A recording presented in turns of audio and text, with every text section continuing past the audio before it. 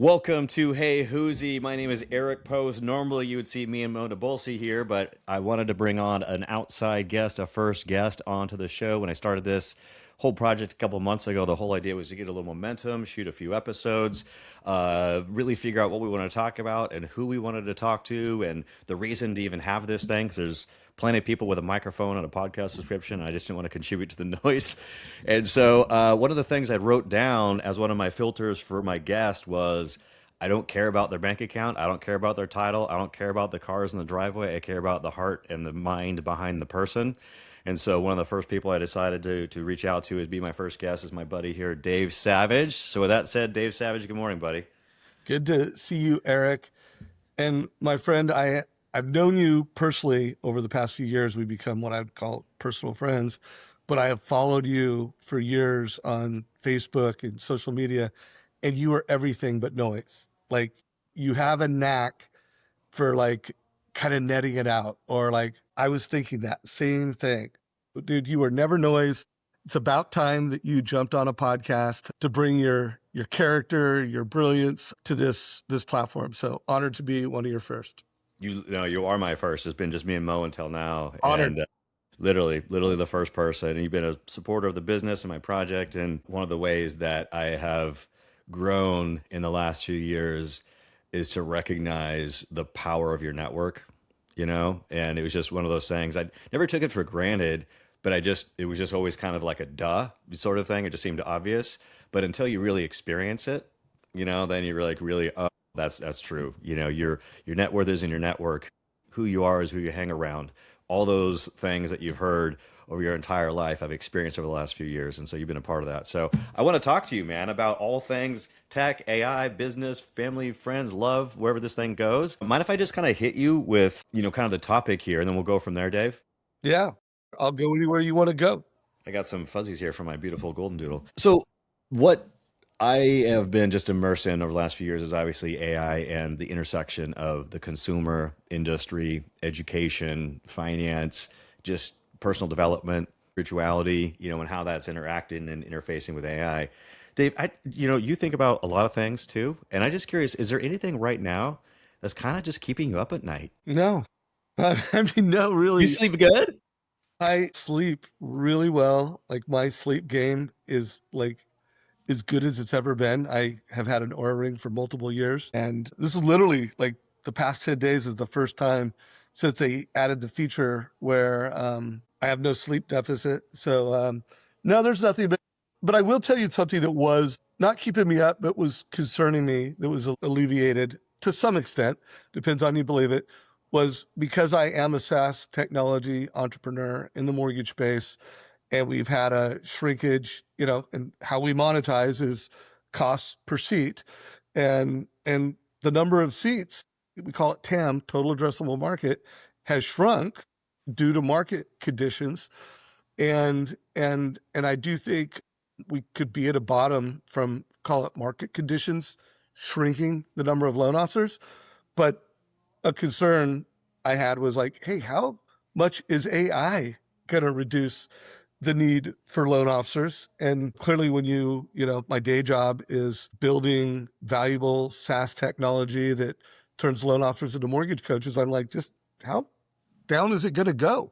And to me, the big unlock would be that if you ever took the human out of the loop in the mortgage industry and did not require a human's MLS number to be assigned to the closing of a loan, like, that would be like, change, you know, like, whoa, like, could that happen? Will that happen? If it is going to happen, are we talking 3 years? Are we talking 30 years? And I recently went to the IMB event, Independent Mortgage Bankers event, and I was asking every executive, one, you know, do you think that will happen someday? And it's kind of like some people like, no, that will never happen. Some people are like, yeah, that's going to happen, like 3 years, 5 years, 10 years. And I asked Mitch Kiter, who's one of the industry's top compliance attorneys, he's like, it's never going to happen. And I'm just like, really? Never? Like, I don't know. First of all, I don't use that word, never. But he's like, no, and state regulators. Like, because I asked him why, and he's like, well, state regulators would have to put themselves out of business, which I don't think that's going to happen. And so it just, from a regulation standpoint, he does not think the human will ever be taken out of the loop. And I wasn't losing any sleep over it, but it was a concern that was ever present for me. I'm going to follow up to that, but before we go any further, I do think it's important because I didn't do a good job of this at the top because this is the first guest I've had. But I think it's good to frame your perspective and who you are and where you come from. Some people listening in go like, "Oh, okay, that's why he has his opinion." So, Dave is the CISO of a company called Trust Engine. He's been in the mortgage space for more than a minute and has had one of the most consistent messages that I've seen of an individual, not just in the mortgage or real estate space, but just in general about his mission, his personal mission that he's trying to achieve about the way people get into debt in America and improving that process and their financial literacy. And, not just put your mouth to work, but you put your feet and your hands to work, building a company and building a tool to help actually do that called Mortgage Coach. And so, Dave, is there anything else you want to kind of add on to that in terms of your professional resume a little bit here? Well, the only thing I would add is I want to change how people get into debt. And for the 40 years, this is my 40th year in the mortgage business. First third was an operator.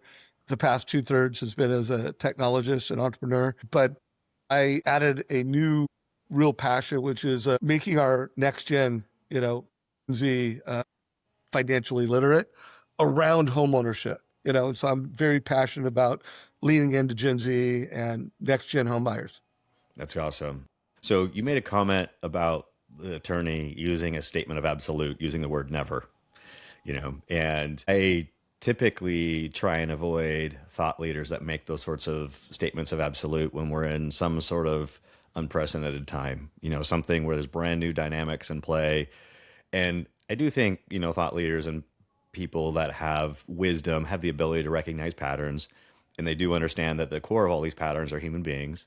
And so, people do have a repeatable and predictable pattern to them. But that said, these are unprecedented times. And I find that I like to follow the people that have the best questions, not pretend to have all the right answers when we're in times that we've never seen before. So how do you decide who you take advice from or look to in thought leadership in times like these? What sort of decision-making process or criteria or strategy do you use in order to understand if this is an opinion worth listening to? Well, first of all, I think the results matter. When I hire people, I kind of believe that their past performance is the best indicator of their future performance. So, look for people that are achieving results that you want in life. I'm with you, results of a bank account is a thing. But I'm attracted to people that I call sun people. And they're just some people. It's not how beautiful they are.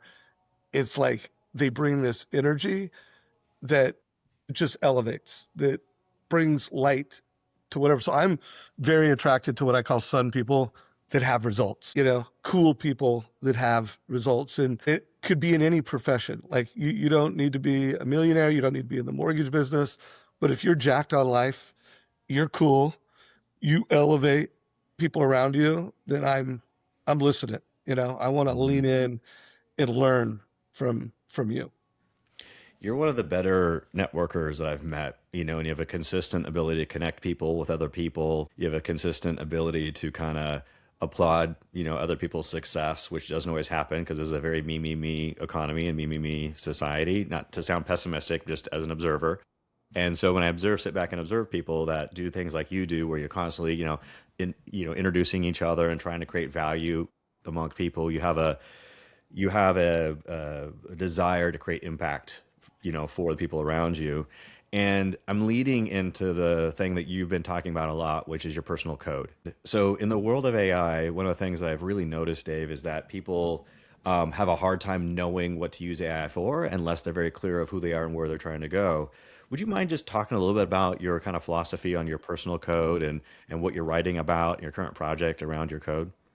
Yeah, I would love to. So your personal code is your beliefs, your philosophies, these little mantras that you have in your head. Like I have a mantra, always better, never bitter. And being a networker, sometimes it's easy to be bitter, Also stole from the book, The Four Agreements. Mm-hmm. Don't make any assumptions. So when you have a code and then you live that code, one of my absolute North Star code is always curious, always grateful. So I'm 61 years old and I live that code. And to me, to live a life of always grateful, always curious, always better, never bitter, it puts you in a place where you show up differently. To me, helping people like Eric, I've been blessed with the friendship that we have. I have added value to Huzi, but guys, that's energy. Like how good does it feel when you connect to people and then they become friends and then they do business together? Like, boom. Like, I get a lot of energy and fuel from showing up in the world super curious, super grateful. And again, there's lots of things that you need to do to execute, but that's my kind of superpower and how I guess I'm a good networker and pretty fired up. I connected the two between like your ability to network and introducing people in a personal code because my assumption was that's a personal code that you have is essentially that sort of like, the way you show up in the world. Is there a phrase that you've ever written down about that, Dave, or is it just something that you just embodied and just do Yeah, sort of no, con- I mean, once I wrote the code, I looked at it and there were so many parts of my code, some of the early books I read in life, which are, you know, how to win friends and influence people. Like, and I can't remember which book it was off the top of my head right now, but by the way, I've documented the code. It's written down somewhere, but it's like, I read it in my 20s. The more people you help, like the more value you will get. I locked into that shit. Like I believe that. And I just kind of added to that code that the more people I help, like every time I do good for someone, like, and by the way, without the expectation, it's not like I did this, I want this, but there's just this ethos around helping people that I locked into in my 20s. And then, here we are 40 years later, and I built habits around that. I built calluses. I'm just executing on that. Do you think any of that, before I ask you the question, one of my favorite memes on parenting, if I can visualize this for people, is two moms and two kids sitting on a park bench. And mom A and kid are sitting there and they're both on their phones. And mom B and child is reading. And the mom, in the cartoon on the phone is obviously looking over to the other mom and says, "Hey, that's so amazing. Your child reads. How do you get them to do that?" Right. And the whole premise is, well, duh, they model by what they see, not what they're being told to do. Right. And so with that said, have you noticed your kids doing some of these things that you've just kind of done, so consistently over time that they've sort of embodied now and as part of like their own personal code of sorts? Have you noticed that transference? Oh my God. Yeah. Yeah. By the way, I have that as a personal code, always lead by example. And kids are always watching. Kids are learning by example, not by what you say. I heard you tell a little, almost like a poem when our firstborn Sydney was born and we were shopping for her room, which I don't think she slept in very often. She was in our bed, but we were looking to decorate a room that never got used, and there was this piece of art that said, two men in a prison cell, one man sees the bars, one man sees the stars." Mm, And I was like, I always want to be the guy looking for the stars. mhm. And so like I love that poem that you said. By the way, that's part of my code. By the way, it's part of my kids' code because they grew up with that quote that I've said countless times. Like when COVID hit, a lot of people were like, by the way, myself included, bar, bar, bar. Mhm. And then but again, I was, okay, Dave, don't see the bars, see the stars, like Mhm. let's make this COVID period like this magical family experience where me and my son became professional ping pong players. By the way, we didn't become professional, I was going to ask you, man. but Wow. we were pumping our chest going like we want to take on a pro. Like we Okay. got so good at ping pong that we thought we had a chance against the pro. And then we'd watch the pro videos and go like, yeah, no, we got no chance against that guy. Tell me you watch Marty Supreme then. Have you watched I Marty have Supreme? not watched it yet, but I mean, I've got to watch it. I want to watch it, and but I haven't watched it yet. What I loved about the movie, I'm not going to give it at all away, and you can just kind of tell by the name and the framing of it and whatnot. But his undying confidence in himself is just something that really speaks to me in business. So that you just have to have that sort of like impenetrable. and undeniable confidence, in your vision and your ability to accomplish the things that you've set out to do. Because if you don't have that, like any chinks in that armor will get exploited easily by the market, by your customers, by an investor, by a problem in the day, by you having, down energy one day. It just instantly exploits those crevices. So I think you'll love the movie, by the way. I think you'll love it. Oh, it's on the list. I don't know why my wife and I, we just never made time to see it at the movie theaters. I don't think it's out on, digitally yet, but I'll watch it soon. So Dave, you've had some success in your life. You sold a company, you're successful as an individual operator. You live a good life. Look around, you got a healthy family and beautiful things in your life and a beautiful heart. And, you talk about what it takes to succeed. And you're at 61, you said, Dave, right? 61? Mm-hmm. 60. And this year? Yeah, What- yeah, yeah. In June. In June, Well, okay. this year I'll be 62 in June, but last year I turned 61. Do you think, and there was a certain path that people have, sort of taken, to have some level of success and build a business and whatnot.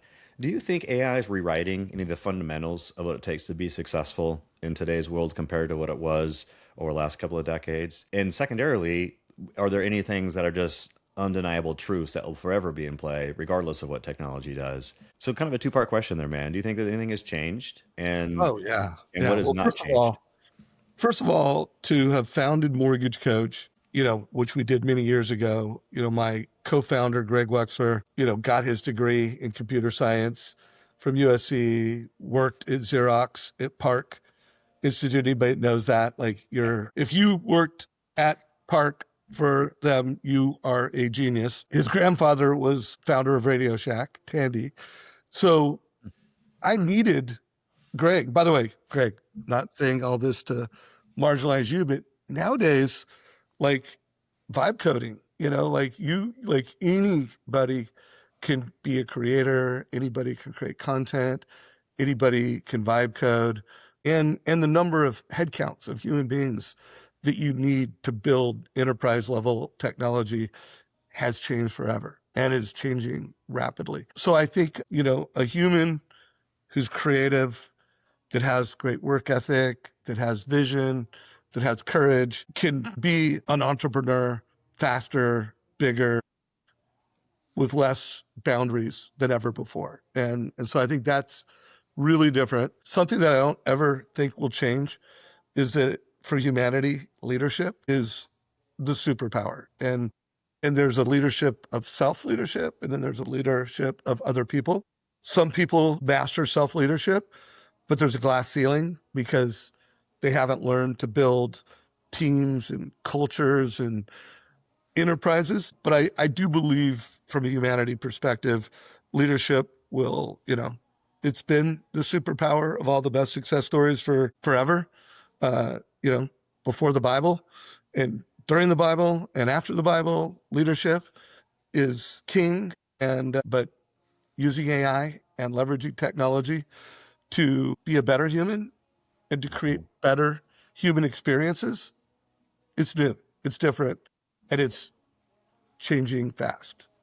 I talk about my kids a lot. They're both in college, by the way. And so we talk about right now, like, what are the currencies of the future? What are the skills that need to focus on and master in order to give yourself a chance of success in today's world? And I've identified five, and I want to get your feedback on that. See if you have anything to say that can improve that or add to it or challenge me on my assumptions. But it's curiosity, creativity, resourcefulness, the ability to influence, and influence is a combination essentially of sales and leadership, in my opinion, and mastery of your natural language. And it's those five things that I believe to be a fundamental aspect of no matter what is happening in the market or with technology.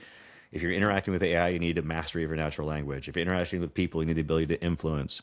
If you have the ability to be resourceful, you'll be resourceful. Then no matter what is in front of you, you can figure it out, and that requires curiosity and creativity. So that's why I've kind of bundled those five things. Do you have anything to add to that or subtract to that? Or Yeah, yeah. Well, the thing because I think of everything in codes now, and so I think of those things as like pillar codes, Mhm. like curiosity is a code. But in order to be a person of curiosity, there are philosophies and beliefs that go under that, Mhm. that drive that. And what was it? Resourcefulness, Creativity, curiosity, resourcefulness, influence, and natural language. influence. I mean, I could go with all of them, but to be a person of influence, like there's a whole lot, like I would say those are really good when you look at an iceberg and what's above the water, Hmm. boom. Hmm. But what's below the water, to be a human that can live those five codes, there's there's a lot of little codes that drive that. Anyways, those are my thoughts. But I like those as like five pillars. That's just a little sneak peek. That's the foundation of my next book, by the way, the next manifesto. Let's Yeah, go. Can't wait to is, see it. is that yeah? I'll have a feeling that you're going to unpack I some am. of what's beneath the water and Yeah, to I just what I wanted to just crash said. that against you to see if you had any other extra Now, flavor or things. if we're like just brainstorming real quick, why not four and use a compass as a metaphor? Why not four versus five? Was there one that you just couldn't give up? Because I'm always about simplification. Could we make Yeah, it? I'll think through that, and is creativity and curiosity bundled in some way? Is influence and natural language bundled in some way, right? I'll think through that, but I just, as far as I could, sort of extract down to articulate just the way they thoughts right now, it's those five things. And I'll figure out if maybe natural language and influence need to be one thing as an example. And curiosity and creativity can be one. It's really three pillars. I don't know yet, but that's the abstraction I've gotten to so far. And each time I kind of mull it over my mind, each kind of I sit down and I read a new press release about something new that's happening, or I test out the brand new tool. I'm like, oh, what are the skills that I need? Oh, I need to be able to influence, use my natural language, to be creative, to be resourceful, and be curious. And it's like, oh, that gives me a chance of success every time. So that's how I get there. I like it. I can't wait to read the book, and I'm gonna do some journaling and thinking about that. But I love Yeah, it. yeah, that'd be great. That'd be great. And thanks again, man, publicly for spreading the word about my other book on ericpost.ai and the manifesto. That it's really, Bro, today there's been 20 new downloads just this morning, somehow, and I don't market it at all, so it's great. it's out there. I don't think, like usually I'll do a podcast, and I did the one with you that I really liked, and I'll forward it to certain people that I think they'll really dig it. But I had a number of people that I did not forward it to. They saw it themselves, and they were like thanking me, man, that ericpost.ai manifesto, insane. And I've got a lot of personal value from it. I could have read it in 15 minutes. I took an hour and a half so I could journal around it. And then I've also gone back to it and referenced it and reread it. It's beautifully written. So I love just the beauty of the writing. It's unique, and then it's super on point with where we're at in humanity right now with AI.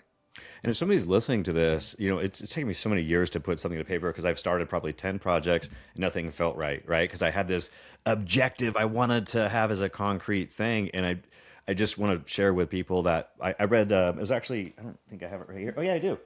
Once I actually kind of bumped into Matthew McConaughey's book, Poems and Prayers, I was like, oh, okay, you could just have a little thing. It doesn't have to be so serious. And I let that book just kind of spill out of me, and then it had massive impact. And so I just want people to like really understand, if you've got an opinion on something, document that sucker and share it with the world. Get it out there. Dave, I know you're writing your book now. Is there any like little preview or little update you want to give on your Yeah, I'll give project you you're an working on? update. Before I do that, Green Lights by Matthew McConaughey Yeah, is it's great. epic. Yeah. And I would encourage you to do the audiobook. I mean, listening to Matthew McConaughey tell stories it's epic. I listened to it personally. Then I listened to it with my wife on a road trip, and it was big fan. And that book is equally awesome. So yeah, so Savage Code, it's going. My son and I are co-authoring it. Oh, cool. We hired a publisher, where part of the process was, I think we're like 10 to 12 hours in of interviewing us, creating a transcript. The highlight for me so far is the fact that I'm doing it with my son, Mhm. and just getting to hear him kind of share his code and talk about our code. Truly one of the biggest proud moments during the process was, we were talking about, like, when Jack was born, I wrote what was called the Savage Family Mission and Values. Looking back, it's the Savage Family Code, and one of the bullet points is integrity. And again, the way we define integrity personally it's not just doing the right thing. I think everybody thinks of integrity as being honest and doing the right thing. So that's one bullet in our code. And the other is like doing what we say we're going to do, like Hmm. being a person of integrity. And the person who was interviewing us asked Jack, because it was 2 pages, like what was your biggest takeaway, from being raised in this family and this code? And he was like, I don't want to like brag on our family, but like this is how we roll. And then he called out integrity, which, by the way, I give my wife total credit for this. She's like, I have never in my life in our family modeled anything but doing the right thing. Hmm. So like it's going amazing. And one of the reasons I decided to write the book is one, I want to make impact. I want to help other people. I want to create this mission around helping the next gen achieve home ownership. But I knew that by writing the book, I would be better, my son would be better, and collectively we'd be more connected, regardless of whether I ever sell a copy, which I know I'll sell at least one copy, but whether or not I turn it into the type of impact success, like I've already checked the box of personal development and connection with my son. So like it's worth all the time and money that we're putting into it. That's awesome. You made it. We're going to shift to business a little bit here, Dave, because I want to dig in your mind about that. You talked a little earlier about the bar lowering, people's accessibility to build things and be creative and build tools and software and whatnot has effectively not gone to zero in any way, but has, gotten a lot more approachable. When that happens, Dave, when the bar lowers of entry to something, on one hand, obviously that allows more people in, and then paradoxically, though, it makes it more competitive, in my opinion, right? Mm-hmm. And so, one of the things I've been saying constantly is that AI is not here to make our lives easier in business. It's here to make it much more competitive. Right. And when the left brain initiative of lowering OpEx and making your business more effective and efficient is the table stakes now, then what is commonly my question. So how do you approach a business now where the barrier to entry to build things is going lower and lower and lower, and then at the same time that makes things more competitive? Like how do you how do you navigate that world as a software entrepreneur? Well, first you double down on the belief that leadership is your superpower. You double down on the philosophies that you can change. Like in a world where unlearning and learning is important, I'm going to kick ass. So, Mhm. because I lean into that. I believe that I'm good at unlearning and learning. I believe that I've built skills up as a leader to listen to my customer, to be humble. Anyways, there's just all kinds of things. But I do think we just live in a period where your personal code and your ability to live your code is never been a bigger superpower, and your ability to be lucky and raise a lot of money is less important. Now, money matters, resources matter. Depending on your business plan, raising money could be life or death. Mhm. But I would just tell you, like, I believe we live in a period where with technology, with what you said, creativity, leadership, again, that's not one of your 5 pillars. Maybe you might want to figure out how to get that in there. I'm sure it applies, could be like these Directly in the 5 things influence. It's wrap an influence pillar. with leadership. Yeah, right. At the end of the day, influence is leadership. Yeah, so yeah, that's it. I just think it's on you. Like extreme ownership matters more than ever. There's no excuse not to own the future if you're willing to unlearn old legacy ways of doing things and learning new ways. By the way, if that's not a super skill, you don't want to lean into it, I Mhm. think you have something to be concerned about. If you want to keep a status quo life, or if you want to grow, that is going to be harder and harder for you. It even goes back to old Babe Ruth, saying that you can't win today's games by yesterday's home runs. And I accidentally wrote in a comment yesterday that somebody screenshot it and sent it to me. I didn't think much of it at the time, but they thought it spoke truly. And I was like, I think one of my superpowers is I don't have any credentials on my walls that fool me into believing that what I learned yesterday makes me successful today.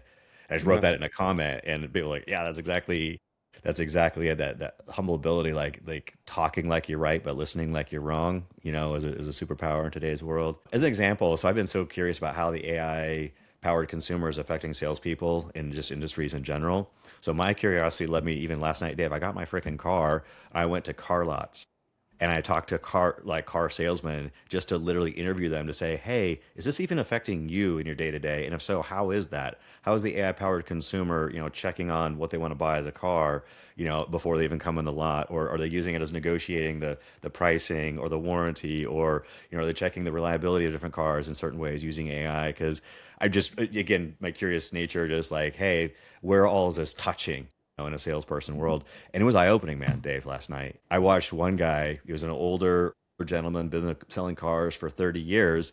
He's like, yeah, let me show you my AI. And this is a little car lot on McLaughlin Boulevard where his AI is answering his customers' questions, going back and forth of all the leads, like on text and email. And then he has another AI that scrapes the website and then puts them to his personal Facebook so he captures leads. And this is a guy selling used cars on McLaughlin Boulevard in Milwaukee, Oregon. Is using AI at this level, and he's in his 60s. Like, it was a really an eye-opening thing, man. So I think that humble leadership you just said is critical. Okay, I got another question for you, and then we're gonna wrap up here. Okay, Let's go. we were texting back and forth a few weeks ago about a defensible moat, in today's world, and you had sent me this graphic that had kind of a paradigm, kind of a levels of defensibility, level 1, 2, 3, 4, I think up to level 5. I want to pick your brain on that. And I think people that are out there that have a business, it doesn't matter what type of business it is, honestly. Like, any business right now is disruptible. I don't care what you think. Even if you're a plumber and you think that's not being disrupted, I promise you, I can point out 5 ways where it is. What do you think is a defensible moat, and how do you look at that in today's world as you're building your company, or any advice you give for anybody else in business today? Well, first of all, being humble enough and open-minded enough to not think that you're not at risk. I think a certain level of paranoia is really, really healthy. Can paranoia and fear become toxic and unhealthy? Absolutely. Like almost everything good and powerful in this world in improper balance, goes from being a strength to a weakness. But I mean, I think that is at the foundation of curiosity, humility, to understand that we are not intrinsically future proof. Whether you're a loan officer, whether you're a real estate professional, whether you're a software technology entrepreneur. And by the way, I was spending a lot of time on that because I would challenge most people aren't executing well on that. By the way, I've had to check myself. I mean, there have been seasons over the past 3 years where I'm like, I look back and go, I was not concerned enough about, Hmm. future proofing mortgage coach, or and remember, my goal is not just to future proof our company, it's to future proof local referral based loan officers. And so, but I think right now, one of those skills is how to talk to AI and how to really optimize it, which is something I've really admired from the day I met you, Eric. I think even on social media, I had seen some posts where I'm like, wow, the way I am using AI and talking to AI, whether it's typing with my fingers or talking voice to text or what have you, I'm like, dude, this guy's like so many levels deeper than I am in his ability to talk to AI. And so I think we all need to get better. So there's 2 things: humility, little healthy paranoid, and let's call that the defense. And Okay. then offensively, know how to talk to AI. And I think you'll figure out the moats of your business. Because what is the moat for a loan officer who's got a big database and a big brand with realtors is going to be different than the moat of a loan officer who's getting most of their business from financial planners. It doesn't have a database. And then it's going to be a different moat for someone that, again, so every person, every model, you need to be thinking about, what are my moats? And do I have real moats that will help me? In the case of Mortgage Coach, like, we were the first movers in taking data, pricing, debt, equity, consumers' goals, their assumptions, and putting that into a platform that's compliant, that's accurate, that will help educate. So part of our moat is all these integrations with the industry's legacy technology. That's a moat. The fact that we're not, and I'm not going to mention a company's name, but we're not, quote unquote, one of the industry's biggest LOSs, pricing engines, or CRMs. So like we're truly agnostic to a tech stack. You know, those are some of the things. I mean, there's other things that are our moat that are less obvious, and some things that I think are proprietary that I'm not going to share on a podcast. But but at the end of the day, if you don't know what your moat is and you don't have some beliefs around what your risk profile is, and then you're not intentionally executing to future proof your business, like it's a dangerous time to be, playing a game like business if you're doing that. Yeah. I Last question before we get off, and it has to do with around trends. So I think one of my superpowers, honestly, is looking at patterns and establishing an understanding of trends and the direction of trends. And so one of the trends that I've been watching very closely is consumer sentiment around the use of AI in general. And businesses tend to get a little bit of blinders on because they get so excited about a certain thing, a certain shiny object, or a certain thing that's supposedly supposed to help them, without taking into consideration the second and third layer impacts of what is this actually, how does this apply to the people that pay all of our bills, which is our customers. And so the consumer sentiment is obviously changing around the use of AI. And essentially the message from a majority of consumers now, if you didn't care enough to write it yourself, then I don't care enough to read it. If I perceive that your outreach is low effort or automated, then I have an issue with that, and it doesn't have as much value in today's world. And even Sam Altman, CEO of OpenAI, has said like AI can paint as in create a more beautiful painting than most people, but effectively has a value of zero because anybody could eventually make that. So is there any trends that you're keeping your eye on, Dave, or you think that is important to be considering either in business or personal life or as a student or anything in general? Is there something you're keeping your eye on? Well, I'm really obsessed right now with trust. And when we named the company we brought together, Mortgage Coach Sales Bureau and Trust Engine, we live in a society where distrust is the default. And so I'm really studying trust a lot. I don't know if I forwarded this to you, Eric. I think I did, a LinkedIn post where a technologist guy was talking about like companies, like I can't remember if it was 5 or 6 levels of trust. There's data trust, there's technology trust, as a vendor, there's vendor trust, Hmm. there's leadership intent trust.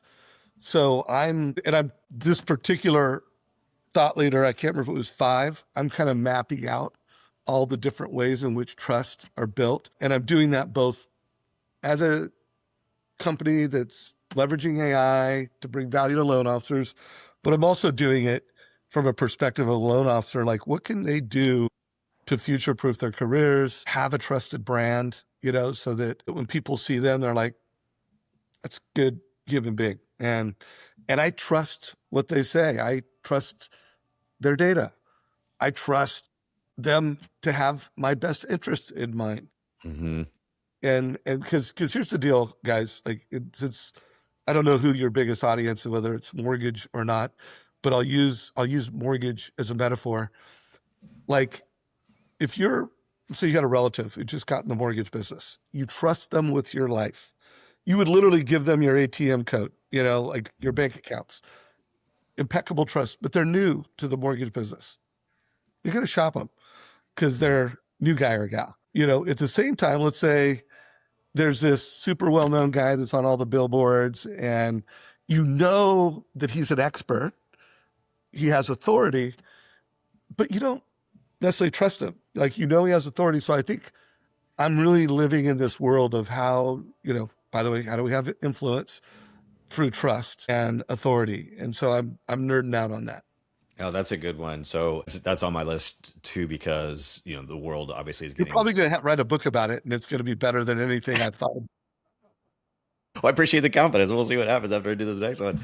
And by the way, like the book thing, it's important that people understand when I say things like, if you don't write it yourself, then why should people read it? Like I definitely use AI in my research, but I'm writing these things personally, right? Because it's the only way to know if you actually understand a topic is if you can embody it and it comes out naturally yourself. But anyways, on the trust thing, when the world is kind of blurred between reality and imaginary and make believe and virtual and whatnot, that knowing the source of the information, knowing the source of the video, of the content, of the opinion, of the whatever is really important. And having the trust of that source is definitely a defensible moat. having a trusted brand, a trusted channel, a trusted opinion, a trusted voice is definitely there. Okay.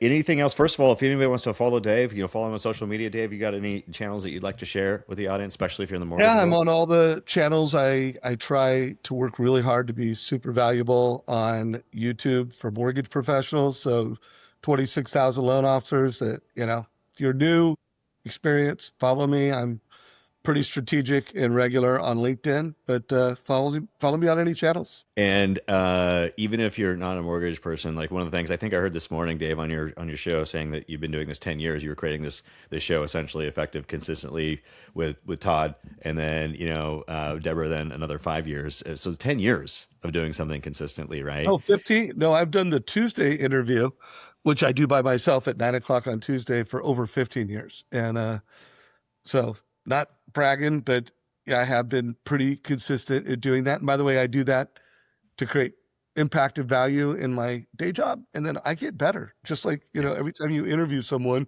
or you're part of a podcast, you're growing, you're getting better personally. Yeah. This is the first time I've ever been on this side of the table interviewing somebody. With me. Yeah. Yeah. So I got one more question, and then we're going to wrap it up. In 10 years from now, Dave, what do you think that we're going to look back on and realize that we totally got wrong about AI? Well, I hope that we're going to look back. Don't worry. Like when I was younger, if I could have told myself that, hey, you work hard, you have a code, you keep all these open mind, it's all going to be good.